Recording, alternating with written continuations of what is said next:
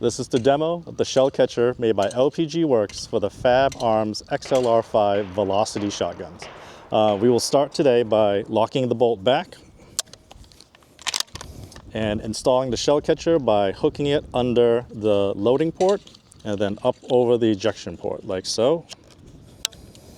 Once it's in place, we will load around by inserting it brass first and dropping it in and then removing it once it's been fired.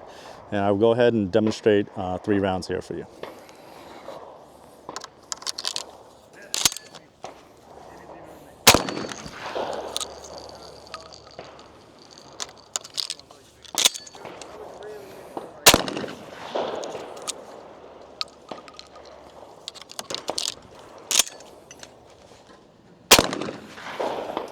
And as you can see on the rounds when they're caught, you can just remove them out of the gun like so.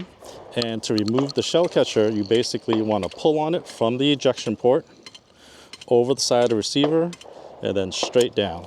And it's been removed. These are available on our website at lpgworks.com. Or if you have any questions, you can contact us at sales@lpgworks.com. Thank you for watching.